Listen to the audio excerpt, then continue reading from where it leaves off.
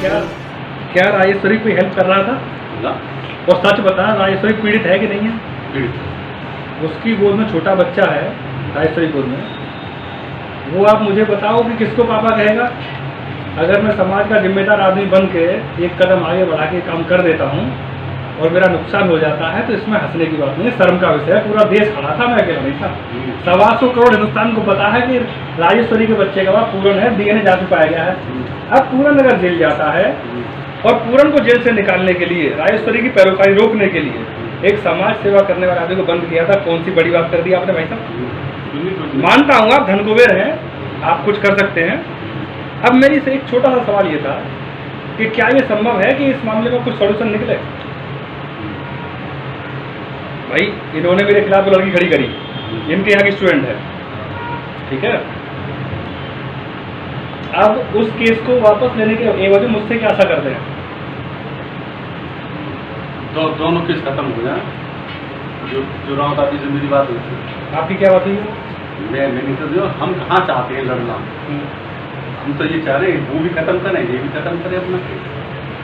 कौन कह रहे हैं? रावत जी कह रहे हैं? क्या कह रहे हैं?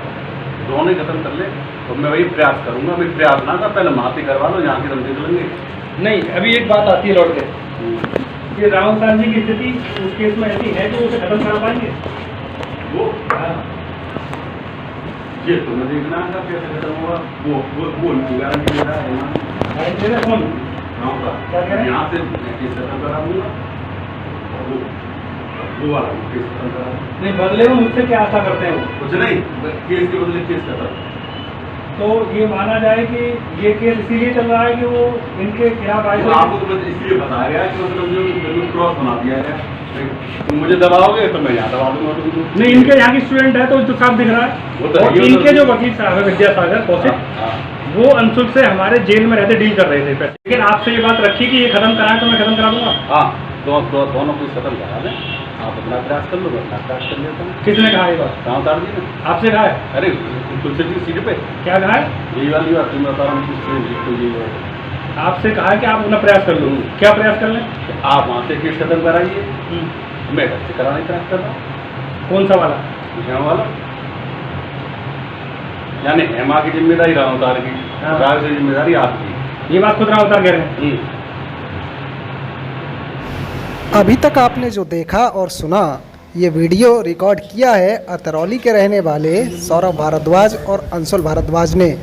असल में मामला एक फर्जी रेप केस में दो लोगों को फंसाने के बाद समझौते को लेकर हुई डीलिंग का है। हम ये चाहते हैं कि कानून के समक्ष समानता का जो अधिकार, हमारा मौलिक अधिकार है, उसका क्रियान्वयन हो। विवेचनाओं में दूसरे पक्ष को भी समाहित किया जाए। हमारे एविडेंसेस को विवेचना में समाहित नहीं किया गया था, इस कारण ये फर्जी अभियोग आज तक अस्तित्व में है। अगर विवेचक महोदय निष्पक्ष विवेचना करते और इसमें उनके द्वारा जो घटनाक्रम बताया जा रहा था वादिया के द्वारा, फर्जी पीड़िता के द्वारा, उसका पुनर्स्थापन भी किया गया होता तो घटना फर्जी पाई जा सकती थी। लेकिन ऐसा न करके और हमारे द्वारा दिए गए और उपलब्ध साक्ष्यों को बार बार बताए जाने पर भी विवेचना में शामिल न करके इस फर्जी मामले को सुकर बनाया गया है। ये आज तक अस्तित्व में है, इससे नुकसान हो रहा है। क्या लग रहा है आपको, विवेचना अधिकारी जो है अपने ताकत का गलत इस्तेमाल कर रहे हैं आज के समय? विवेचनाएं निष्पक्ष नहीं हो रही हैं, ये मुझे कहना पड़ रहा है। और जो जन आस्था का विषय है, कानून व्यवस्था में ऐसी गतिविधियों से जन सामान्य की आस्था नकारात्मक ढंग से प्रभावित होती है। लोग विचलित हो रहे हैं, परेशान हो रहे हैं कि महिलाओं के सशक्तिकरण कानून पुरुषों के दमन के लिए प्रयोग किए जा रहे हैं, अनैतिक उद्देश्यों के लिए प्रयोग किए जा रहे हैं। पैसा कमाने के लिए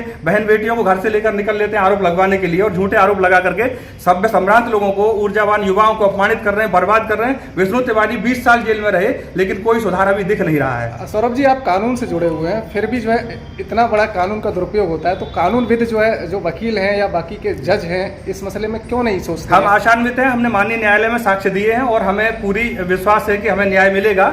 ऐसा नहीं है कि प्रक्रियाएं भले ही थोड़ा सा लंबी हैं या बहुत उसमें परिष्कार की आवश्यकता है, लेकिन हम आशान्वित हैं और पर्याप्त है, सेटअप व्यवस्थाएं पूरी हैं। और मुझे पूरा यकीन है कि माननीय न्यायालय हमारे साथ न्याय करेगा और हम न्याय प्राप्त कर सकेंगे। अंशुल भारद्वाज। क्या मामला? मामला ये था कि नगर पालिका की जो 39 दुकानें थे वो मेरे द्वारा भ्रष्टाचार उजागर किया गया था। उसके चलते एक विद्यालय की छात्रा द्वारा विद्यालय के पीड़ित उनने मुकदमा लिखाया था, जिसमें मेरे को निम्न किया था। 2 लोग और थे, जिनसे पैसे लेकर के वसूली करके उन्हें छोड़ दिया गया और मुझे स्पेशली इसीलिए रखा गया कि ताकि वो मुकदमा छोड़ा जा सके। मेरी तलाशी ली जाती थी और मुझसे रिकॉर्डिंग, मतलब क्या रिकॉर्डिंग वगैरह तो नहीं कर रहा। जब मैंने इन लोगों के खिलाफ रिकॉर्डिंग वगैरह कर ली, इन लोगों की पैसे की मांग कर ली, मैंने लगातार पुलिस में भी कहा कि उसके लड़कियों के भाई द्वारा भी मुझसे पैसे मांगे गए हैं। मैं लगातार प्रार्थना पत्र दिया, मुझे वांटेड दिखाया गया, जबकि मैं पुलिस के संपर्क में था। मेरे IGRS वगैरह लगातार मैं पुलिस से मिल रहा था और मुझे वांटेड दिखाया जा रहा था।